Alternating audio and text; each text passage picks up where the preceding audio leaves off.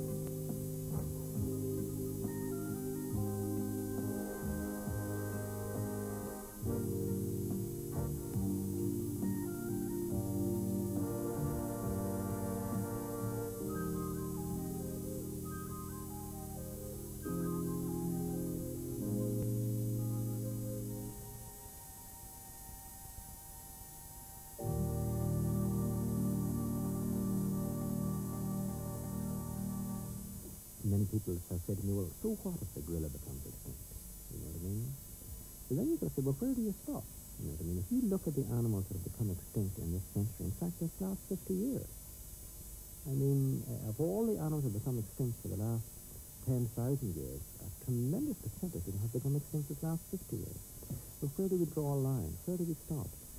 And we mustn't ever forget that mankind may not be the last animal on this earth. We have this sometimes rather high-minded thought that when the world finally stops, if we close the door as we go out, well, that may not be the case. There are many more animals more fit to survive on this earth than we are. Here at the Jersey Wildlife Preservation Trust, which is a registered charity, we undertake our conservation work in a number of different ways. Apart from our zoological park, we're working with a number of endangered species in several different countries, studying the reasons why they're becoming endangered in the wild, and then taking steps to ensure their survival. In many of these countries, there's little expertise in this area, and so we've undertaken a unique role in giving training here in Jersey to men and women from all corners of the earth in the techniques of captive breeding. They then return home, developing this work still further in their own countries. After all, a well-trained Mauritian conservationist, working in his own country, has a greater impact on the local people, because together they are caring for their own heritage.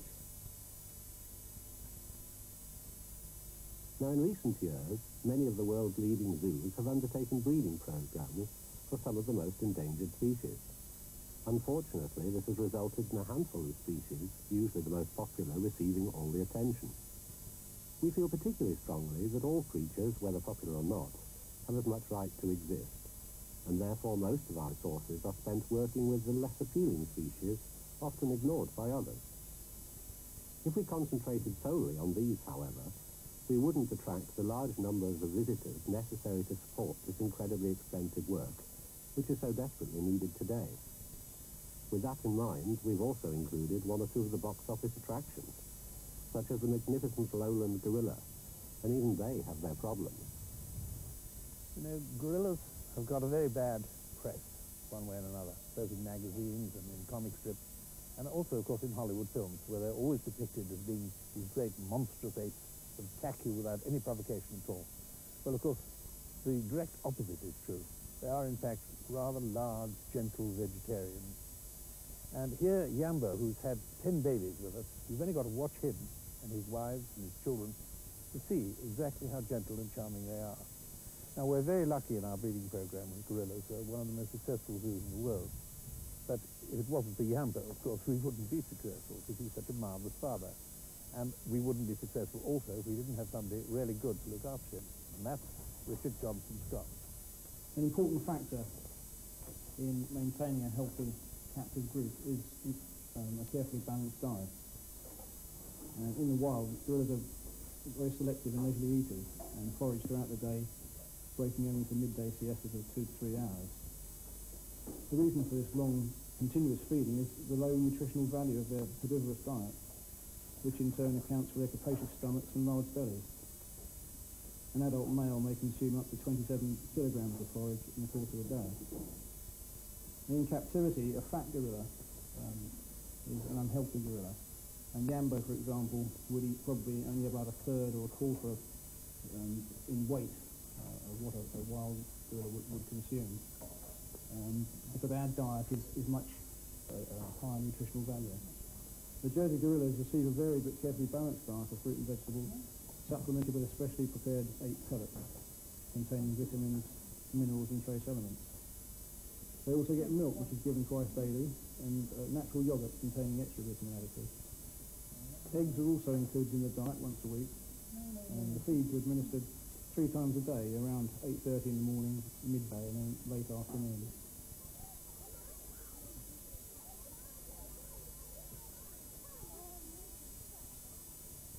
The idea of a forage feed, which includes branches and leaves, sunflower seeds, raisins, or maize plants, that type of thing, is to keep the gorillas occupied.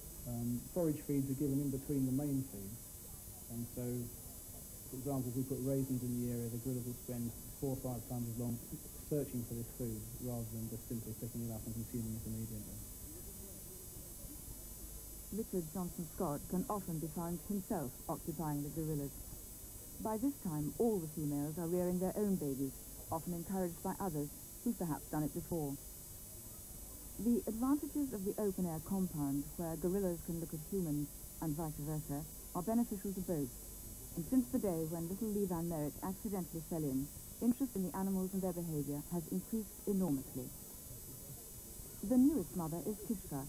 She brought her day-old baby across to join Richard for a light vegetarian meal with such trust. I wondered whether it could ever be the same with Jambo.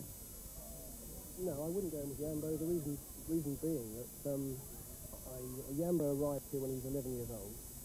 In fact, I wasn't working here at the time. And Jambo was also, like you said, the first mother-reared gorilla ever to be born in captivity. So he had no contact with humans whatsoever. And so there would be no point in me suddenly, coming here in sort of 1979 and deciding to use him with Jambo. He wouldn't like it, and I certainly wouldn't even attempt it. Kishka was a totally different situation, because Kishka, in fact, I knew from another zoo I worked at, where she was born. I was present at her birth, and I was very pleased to be present at the birth of her daughter, Bettina, in July. But Kishka I've known since birth, so it makes a massive difference. If you start with gorillas when they're young, then there's no reason why you should ever have to stop going into them. It's a privilege to be able to do that. And it's what every keeper tries to aim for, is establishing a relationship with an animal based on a mutual trust. And it's something you have to work at. It takes a long time to establish. But there's no substitute for that. Once you get a relationship with an animal, then you can never explain to anyone else what it's like. It's a wonderful feeling. To watch this gentle giant, now weighing over 30 stone, play with his own youngsters, gives some slight indication of how he was able to react to the unconscious 5-year-old boy, while the child's parents and others had looked on in growing amazement. Jambo placed himself between the child and the rest of his family, appearing to stand guard. The zoo staff themselves were not surprised at the way the huge gorilla behaved.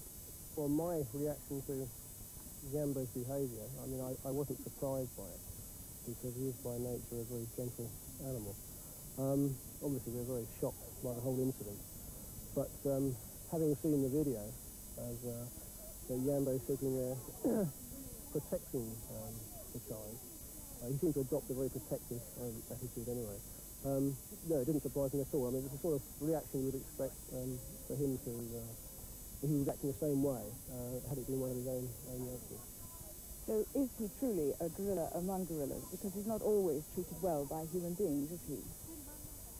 No, we do get people come around and will tease the animals. And I suppose living in sort of captive situations, there are bound to be pressures on these animals, which I think says all the more for Jambo's reaction to that particular situation. But he is. I've looked after quite a few gorillas in my time, and I would say that Jambo is certainly the easiest male gorilla I've looked after. He's easy to get on with and to handle. Yeah, he's pretty exceptional. Now, is it because he's been very happily integrated with his family group? Is that one of the main reasons that contributed to his behaviour on Sunday? Yes, breeding gorillas is one thing, but producing or creating and maintaining a breeding group is another. Because gorillas have to be treated as individuals, they're all individuals as we are.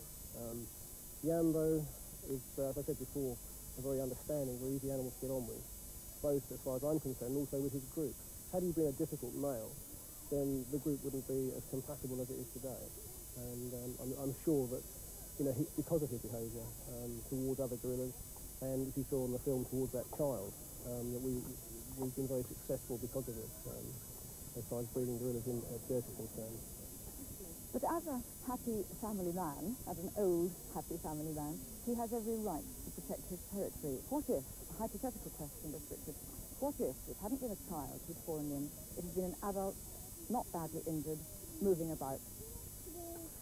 I think, yes, in a situation where, as you say, if an adult jumped in there, decided to sort of jump in there, a bit of bravado or something, and Jambo, obviously, he would be no match for Jambo, he or she would be no match for Jambo, and Jambo would defend his group, and obviously, probably a very aggressive way. But it's very difficult to say any more than that. But I don't advise anyone to go jumping in with Jambo. Lee Van Merritt, the 5-year-old boy who fell into the gorilla compound at Jersey Zoo, was able just 3 weeks later to return and meet the male gorilla which had guarded him. The ambulance man, Brian Fox, who'd jumped into the enclosure to administer first aid, received the Gold Star Award, as did Bob Geldof. And Jambo destroyed forever the myth of the gorilla as a savage, aggressive beast. Well, I'm only glad that I was able to see it on film. But I'd rather it hadn't happened. But nevertheless, I mean, Jambo being Jambo, it turned out very well in the end.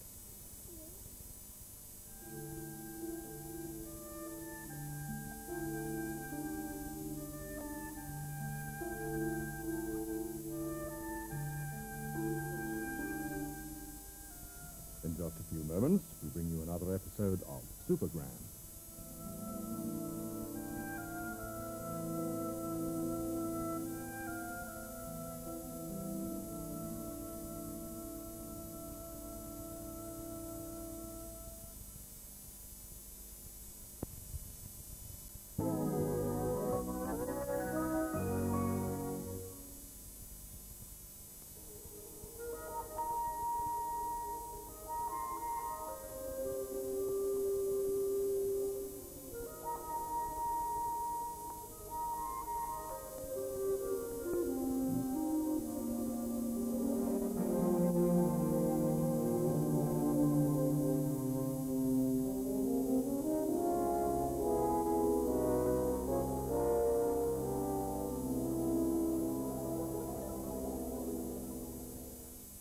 those densely forested and rain-sodden slopes high in the Virunga volcanoes of Rwanda are almost the last home of one of the rarest and most spectacular of wild animals, the mountain gorilla. The first gorillas to be described were the close relatives of these chaps, the lowland gorillas of West Africa, and their discovery is usually attributed to the missionaries, Savage and Wilson, working in the Gabon in 1846. It's Mr. Savage who's very much to blame for the terrible reputation suffered by the poor gorilla. They are exceedingly ferocious, he wrote, and always offensive in their habits, and he goes on to describe how they would charge the hunter, seize his gun, and crush the barrel between their terrible jaws. Very soon there were tales of travellers being plucked from jungle trails, strangled and then dropped lifeless to the ground. And of course, this myth-making reached its climax with the film King Kong, as terrible a monster as the cinema of the time could create. And which did for the gorilla very much what the film Jaws did for the great white shark. Well, this sort of reputation persisted really almost to the present day, until the 1950s when George Schaller started to work up here. He's been followed by a succession of dedicated scientists who have sought to study and to protect the remaining population. A recent recruit is a young English zoologist, Roger Wilson, who for the past 2 years has been working for the Mountain Gorilla Project. The project is a successful alliance of international conservation bodies, including Britain's Flora and Fauna Preservation Society and the Rwandan government. It's also one of the most practical rescue programs to be found anywhere. Roger Wilson and a select group of primatologists have habituated about 50 of the 250 gorillas in these mountains, getting them used to visitors, even from strangers like me, in the interest of their own survival. It rains every day. It can rain in 10 minutes' time. But even in the dry season it rains. And this is the semi-dry season, I suppose. This is the supposedly dry season. How do the gorillas behave in wet weather? Do they seem to shrug it off, or? Well, they do, yes. They haven't got much choice, actually. No. They just sit there in the rain. Looking miserable. Looking miserable. Till it stops.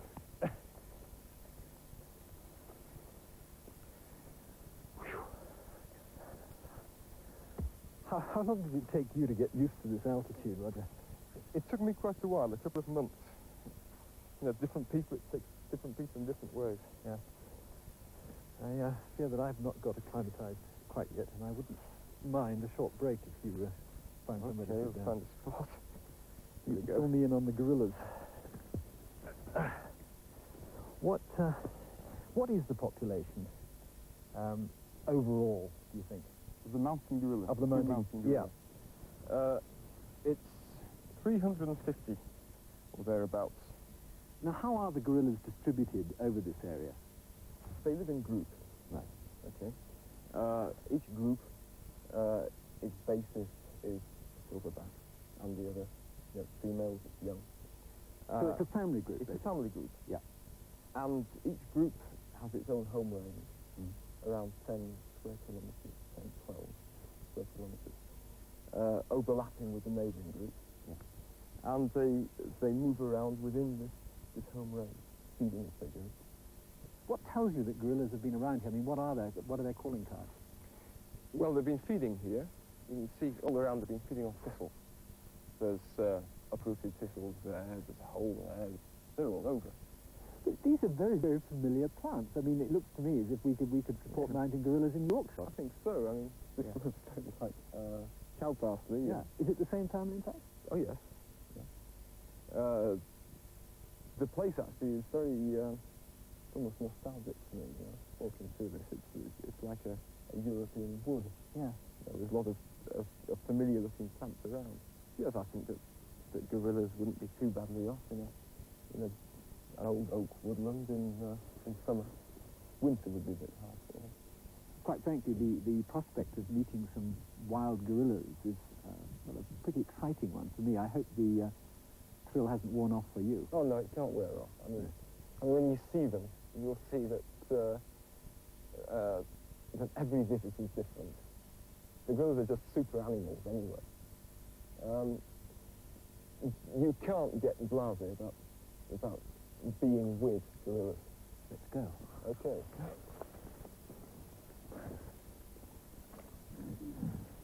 That's it, we're coming close now. Sylvester is making that noise in his throat. It's the contact with the gorillas. He makes that noise to warn the gorillas? So that they know that we're coming up. Right. You must have just heard them up at the top. It's so we don't suddenly stumble upon them. Right. Yeah, and frighten them. Yeah. He's turning around to look at us. So this is the group 13. That's right. How many individuals? There's 10 here. There's the one silverback, and there's 5 females, all belonging to him. And then there are 4 young ones. We've got 1 female just there. I don't see the other one. Oh, there's a 5-year-old behind the silverback. But that's the family. So much for the ferocious gorilla. Right. It's a pretty gentle life. They fed all morning. Yeah. And now it's siesta time. They've settled down. They're just sitting here, having a rest, reflecting on life. Now tell me, how long did it take to get the gorilla used to having people as close as we are now? It takes around 9 months. You start off, you have a wild group, which has never seen humans before. And obviously in the first instance, the things run fine. You might have a contact of 10 seconds or so. Then you come back every day, and slowly but surely, they get used to the idea that a harmless being comes by every day in the forest. When they accept the fact that you are harmless, then they'll stop running. But obviously they're very uncertain. You simply find a spot, you sit there with them every day, coming closer and closer and closer, until they accept you well up to them, say 2-3 meters. And then you start going with 2 people, then 3. And then the group is habituated. Then you can observe it.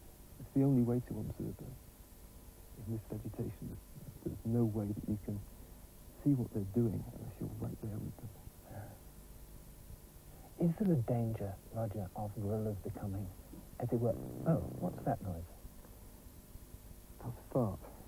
They eat up to 15 kilos of vegetation a day, and if you did that, you'd fart too. You can hear that all the time, belly rumbling.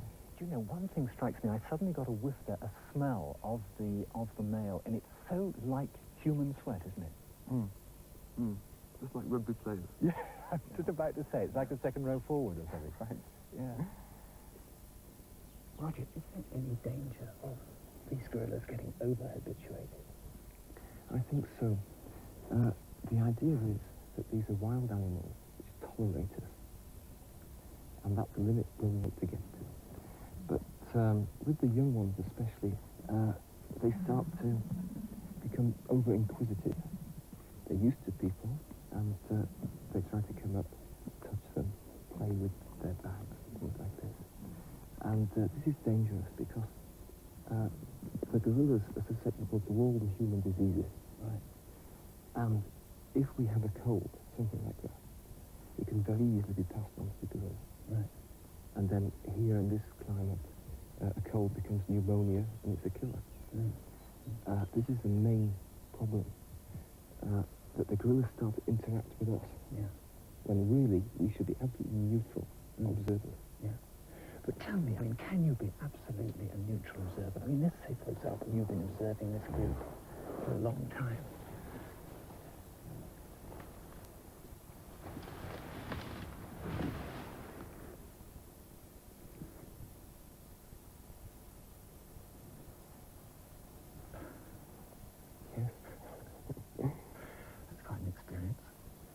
He's just moving over. like to say, let's say that you've been with a group for a long time. You've got to know them as individuals. And presumably you do get to know them as individuals. Oh, yes. Of course. I mean, for a start, they've all got different faces. That's at one level. But also, they've got completely different characters. You've got morose gorillas, and you've got inquisitive gorillas, and you've got playful gorillas, bad-tempered ones. Here's an inquisitive one coming along now. They are individuals with very different characters, and you do recognize them as such. But when you get to know them so well, don't tell me that you could remain completely indifferent if, for example, one got ill or one was injured. Oh, it's practically impossible to remain indifferent in a situation like this. I mean, you have to, as much as it's possible. But you do obviously become very emotionally involved with the life of your guerrilla group. Yeah. It is something which you have to keep in check, though. We don't want to insert ourselves into the life of the guerrillas. Right. We must always keep off, and it is a very hard thing to do. Well, tell me, what role does the silverback play? Does he play any role as a sort of parent figure? Yes. All the young animals in this group are the offspring of the silverback. Yeah. He is the cohesive factor. Yeah. All the females, he has 5 here, their relationships are all towards him, right, and very weakly between each other. Yeah. It's interesting. If for any reason one of the females is killed or goes, and one of these young ones is orphaned, then the male will take over all the role of the female. The silverback will? Yes, the silverback. It's obviously he can't give milk, but he can give comfort. Yeah. And the young gorilla can sleep with the silverback rather than its mother. Right. The silverback grooms it. Yeah. And it's really quite a sight to see this enormous silverback and maybe little gorilla smaller than this one, for instance, sitting right next to it, being looked after by an enormous animal. Yeah. So obviously, well, what would happen if the silverback gets killed? I said the silverback is the cohesive animal within the group.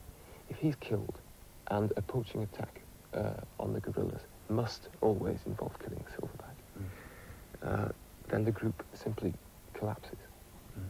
The females will transfer to the neighbouring groups. The group will split up in that way. Yeah. The young ones, the female young ones will also go into the other groups. And if there are any suckling young, then they will be killed by the receiving silverback. So I mean, it is a disastrous thing when it's absolutely disastrous. The whole family is destroyed.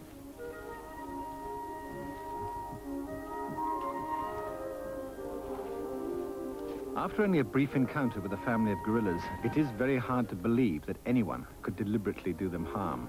That even here in the Volcanoes Park, they are under constant threat from man.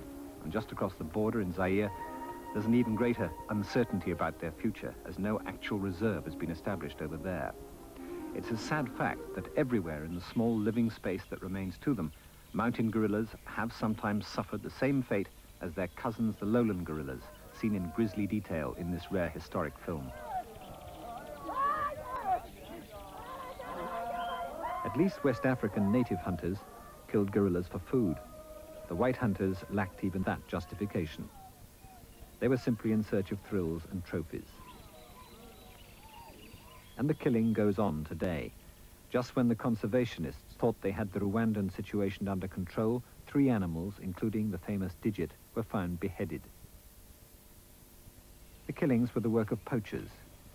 And against this threat, paramilitary patrols comb the forest daily, the sharp end of the conservation program.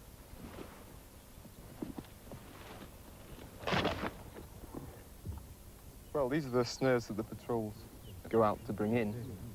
It's for antelope, basically. You see this one's wire, thin wire. And the gorillas, they see this trap in the forest. It's a new object. They're inquisitive, and they come up, and of course, the thing takes them. And if the animal's lucky, of course, say that, it catches just over the joint there. And eventually, the hand is lost. The animal at least lives. And it's got a stump. Now, are you saying that all the poaching activity in the park is inadvertent, that the poachers are not after gorillas, but actually after meat? No. There are two forms of poaching here. This with the traps for meat is one form, and it is dangerous for the gorillas.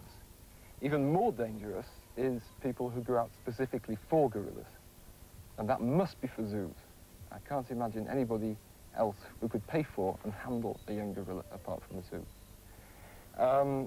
Or for trophies. This is even more macabre. For skulls, for hands, which are sold through the...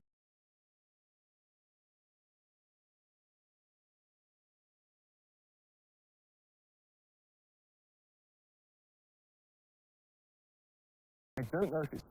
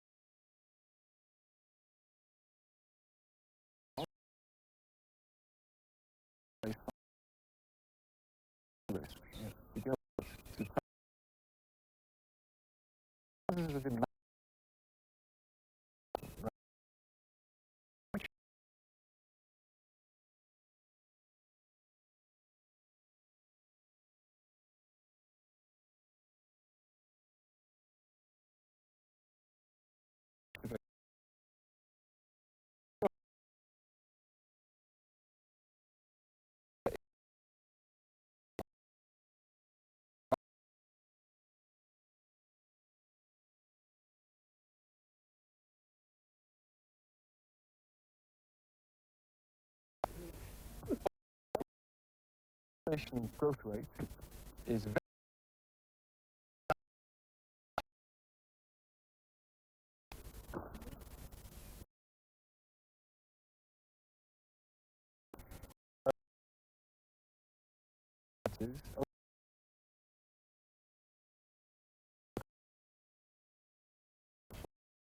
this area.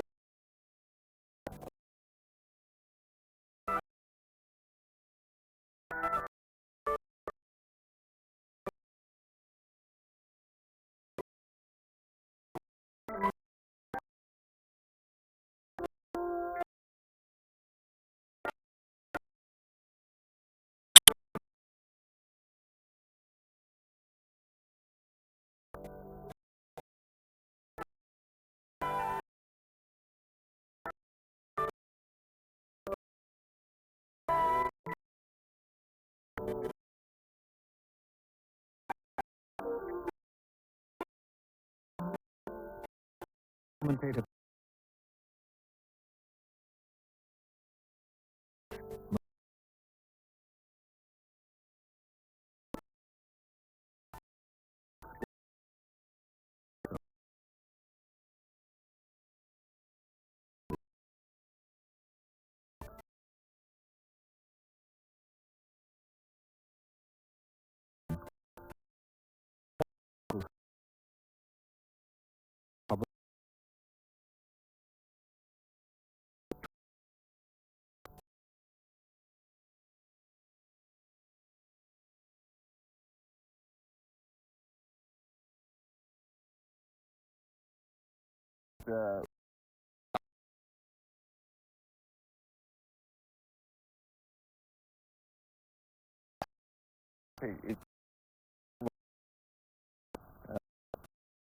Organization stuff.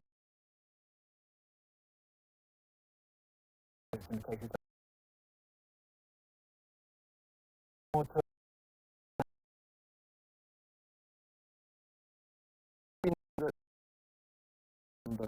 that's 6 people you can see. They're not paying enough.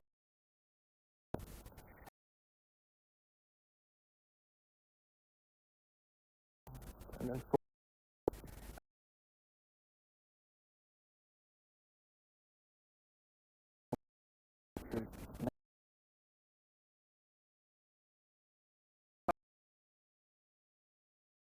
Here that is important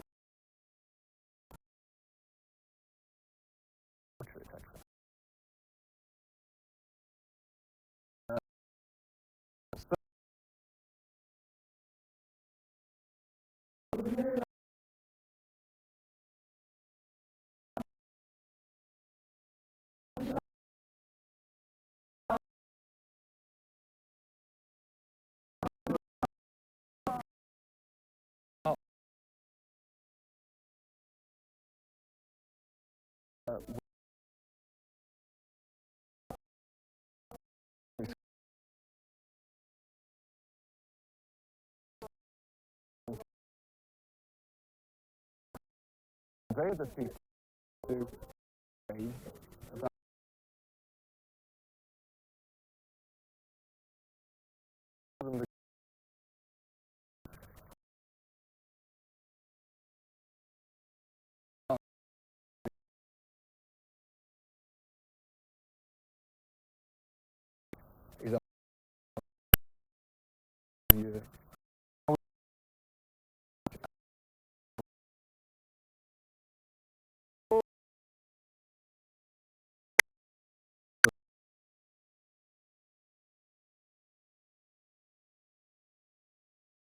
and it appears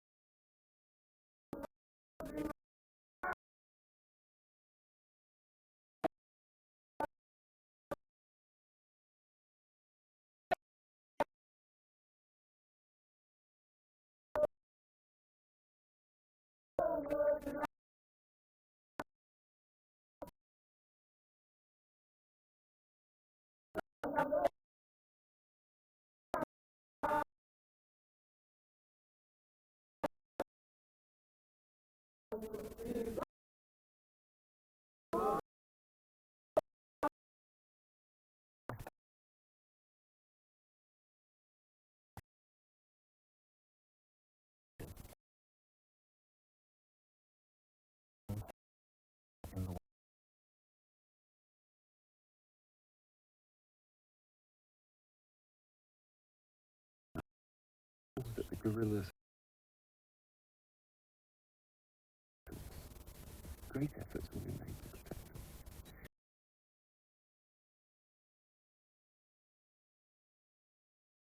Actions off the way.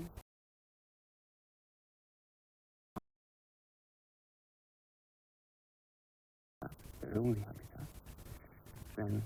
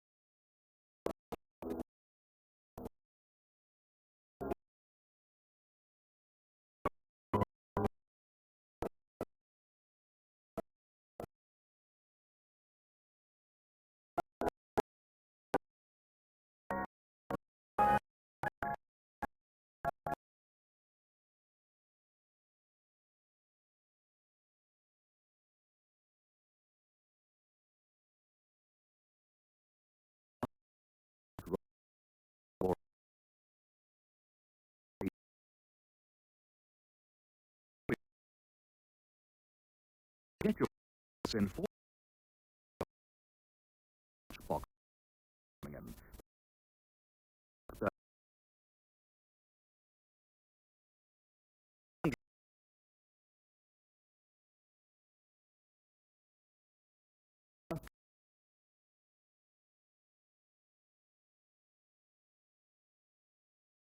To try to fill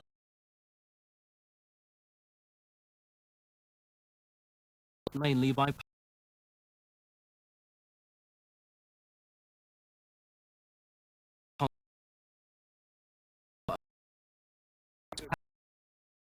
drove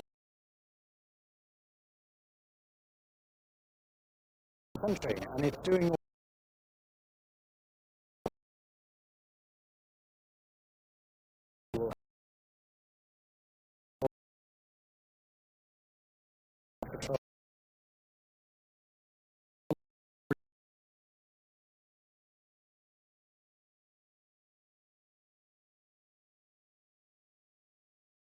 which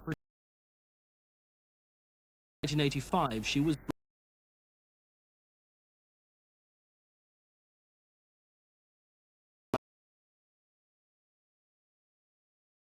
can be seen later tonight. Communicate with the gorilla.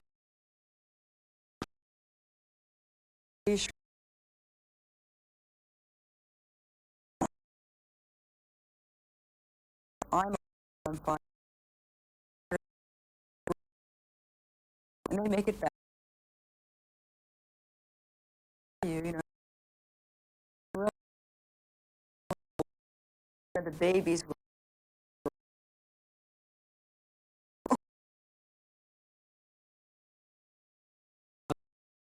Conservation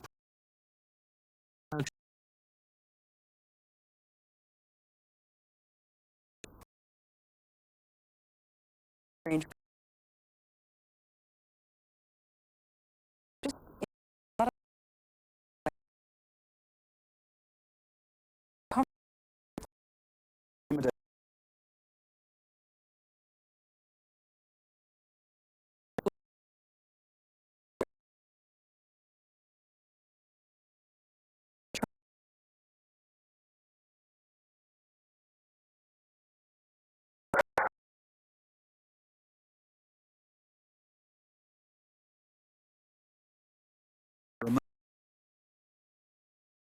gorilla.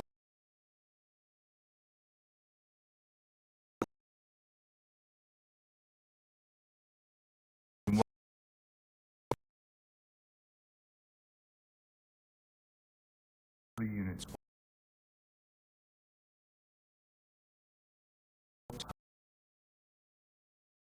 From the better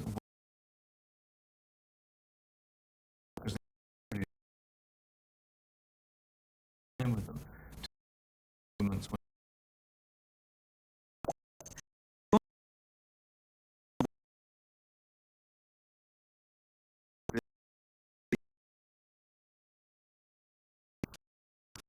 You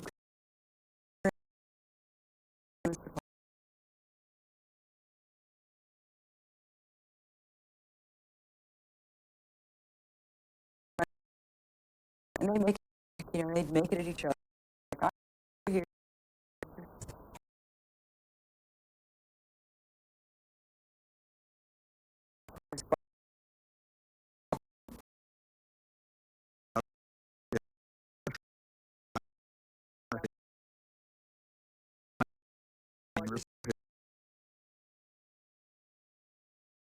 Punishment. On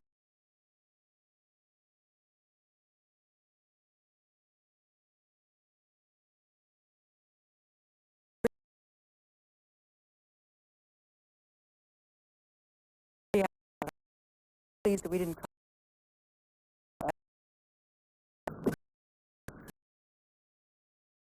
And is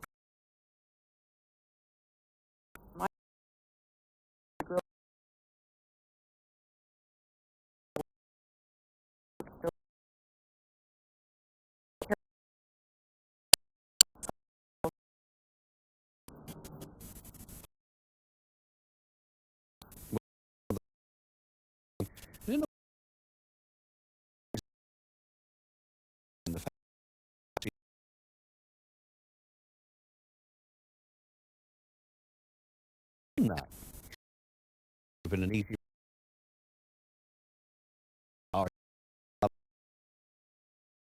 even sadistic defender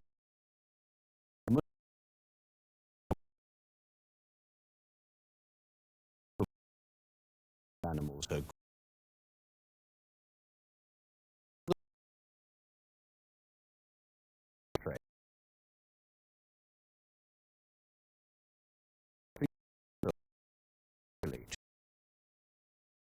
countryside, and therefore would have been better.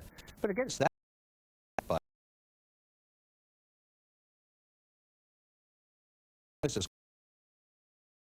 an effective direction.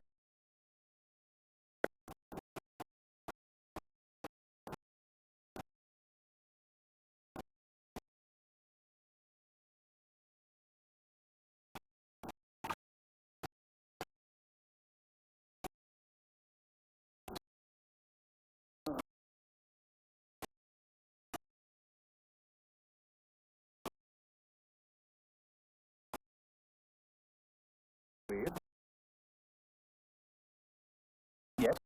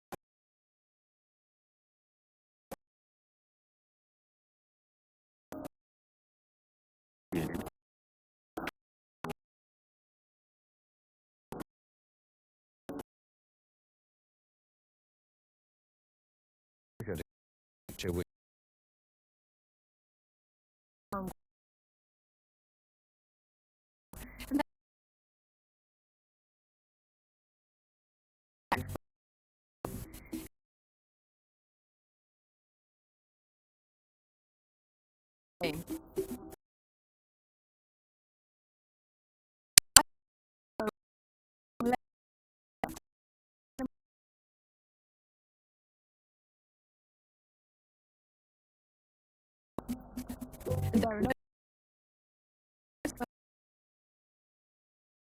really amazing.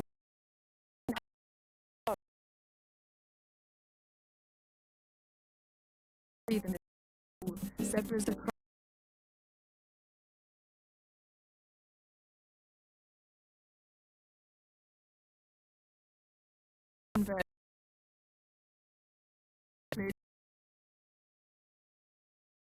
and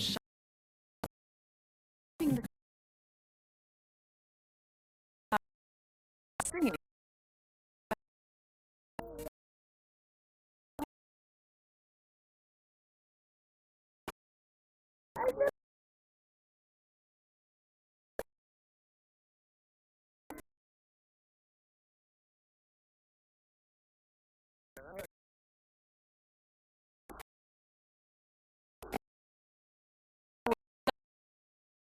But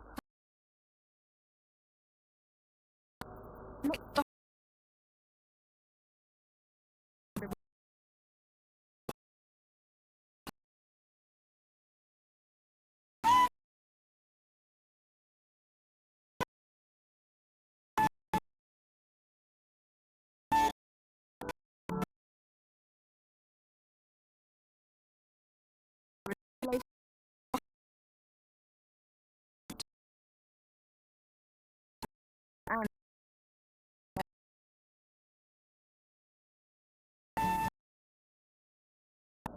at the end of it's natural to the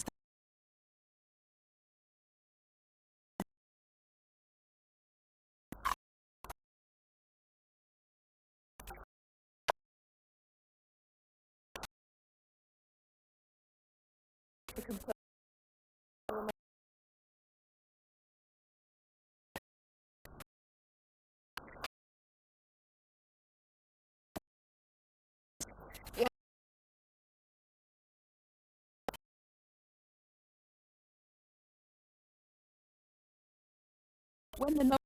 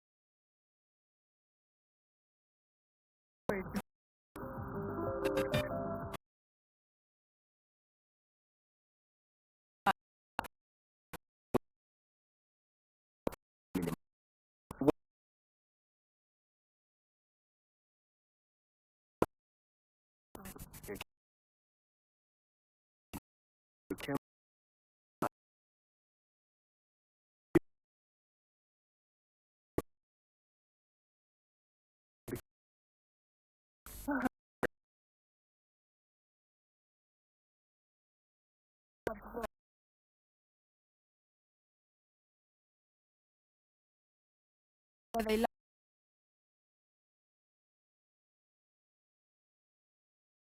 anything from 30 minutes to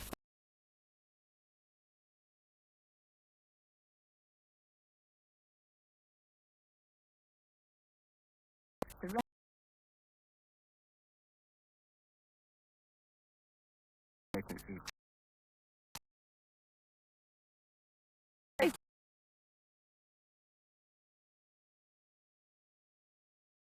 Isn't it? Can't believe we're supposed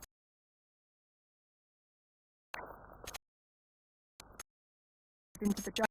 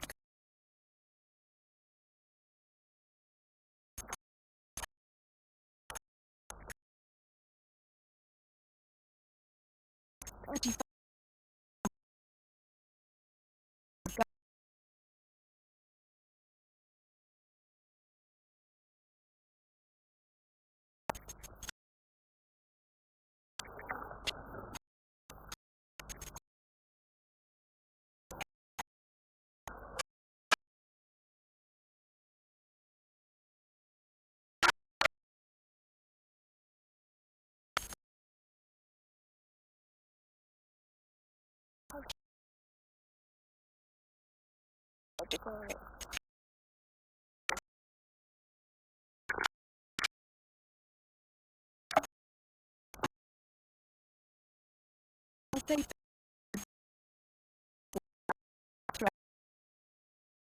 have a code of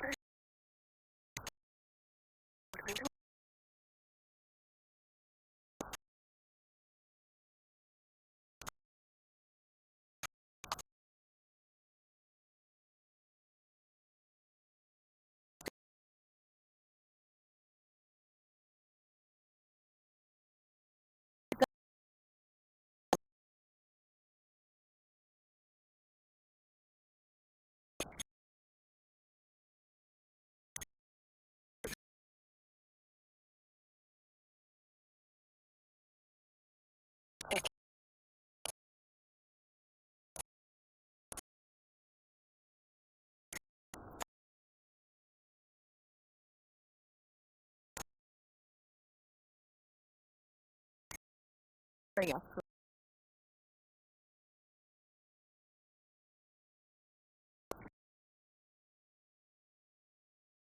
And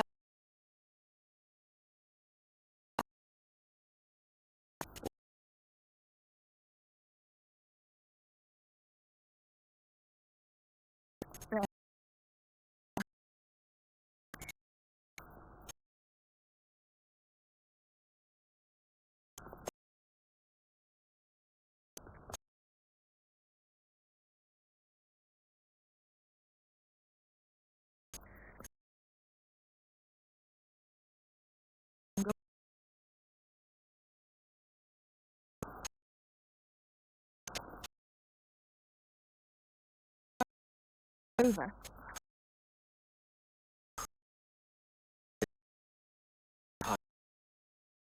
Is between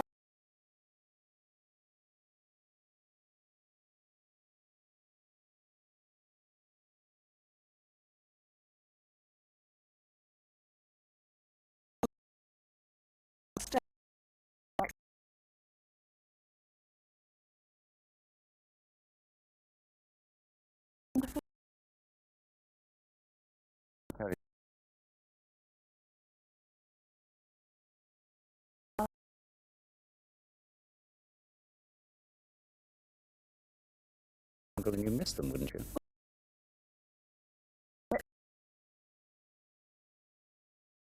to spend long enough. They'll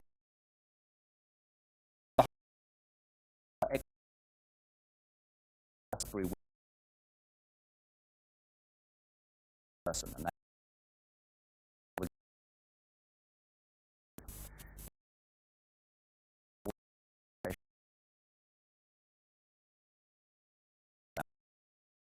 the fact BBC television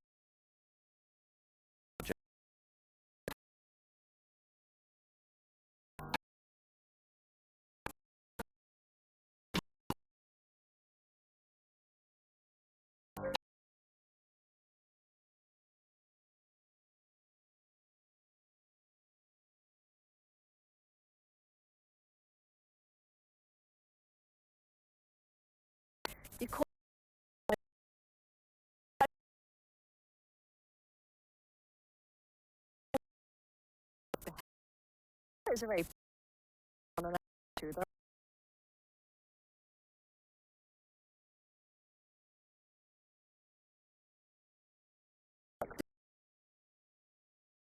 Music.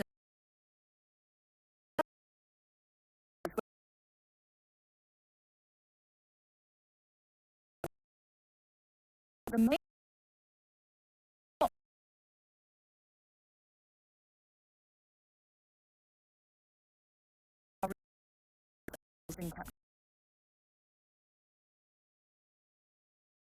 and Michael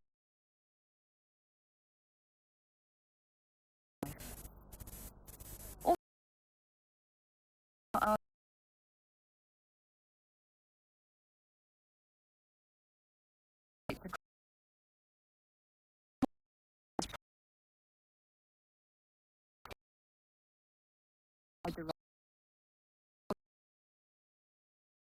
the much more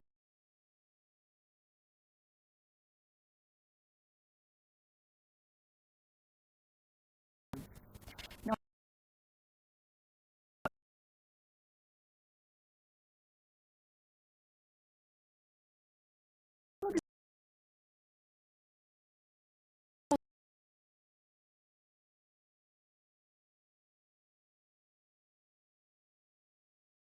make and lays an egg to the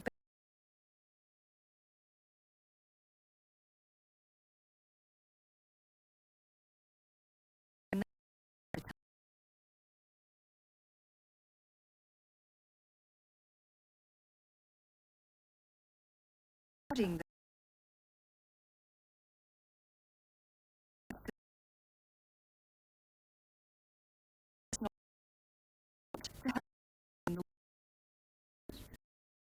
particular animal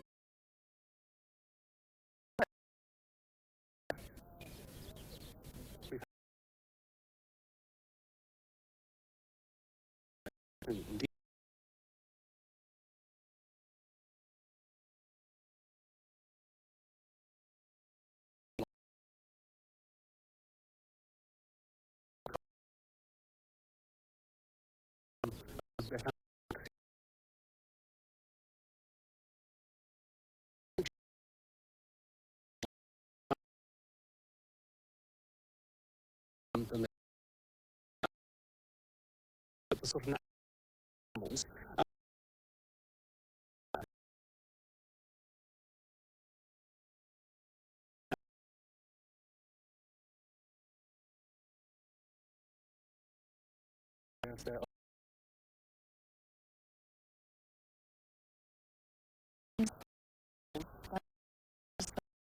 Here's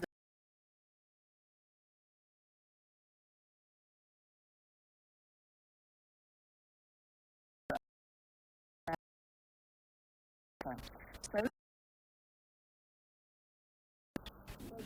she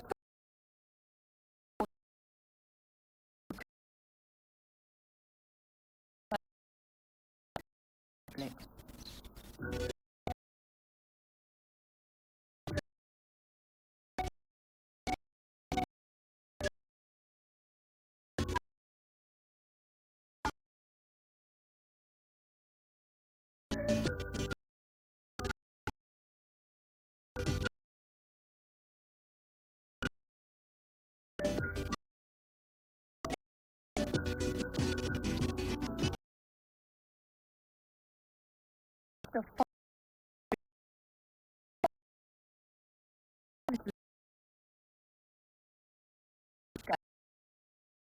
a break for free.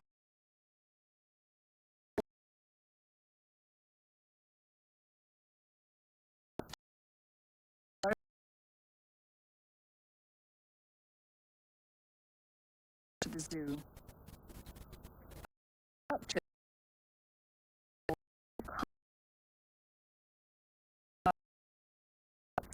to the design. Students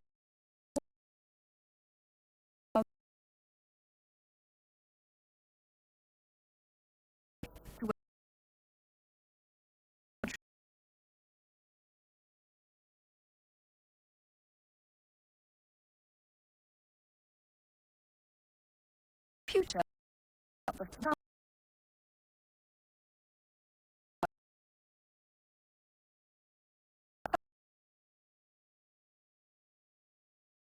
the sisters